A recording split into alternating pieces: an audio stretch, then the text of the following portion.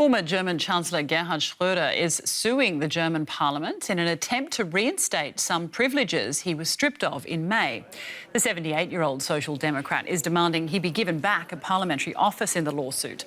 A budget committee removed funding for Schröder's office in the Bundestag after widespread criticism of his close ties with Russia. Schröder was German Chancellor between 1998 and 2005.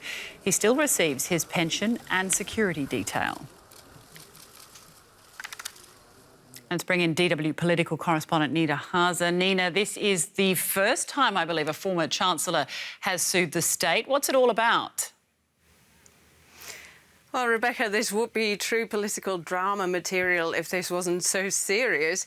So back in May, it was an open secret that Mr. Schröder was stripped of his privileges because the Bundestag essentially didn't want German taxpayers to pay for someone who so clearly has intense ties with Vladimir Putin and has personal and business interests that contradict the German government's sanction policy against Russia. But then in May, the official explanation was that Parliament wanted ex-chancellors not to be given automatic privileges like an office and staff, and that instead there has to be a link with their current activities and their former role as chancellor. So the current government has been asked to specify what that means exactly, but so far it hasn't delivered, and that's exactly where Schröder's lawyers are putting their finger in the wound, and they're using that as an argument to say it was unfair. And this is just how democracy works. It is just very hard to prove legally that Schröder's intense ties with Putin's Russia are unlawful. And that's also something that his party's learning, which has not managed to kick him out so far. So why is this such a big deal or causing so much controversy? Well, let's just imagine for a second that former US President Barack Obama would take up senior positions in companies that are run by another country that is a system rival of the US, and that country is then involved in actions that the current US government condemns. And this is exactly what's happening between Schröder, who's a Social Democrat, and the current Chancellor, Scholz, who's also a Social Democrat.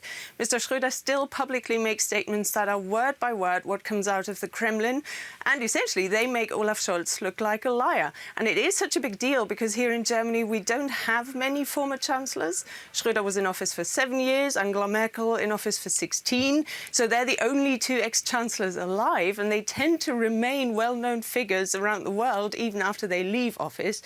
But what it is they have to do and what they mustn't do, that's something we still haven't specified. And it is also a big deal because, of course, every time Mr. Schröder scores a point, as he likely will this time as well, it weakens the current government.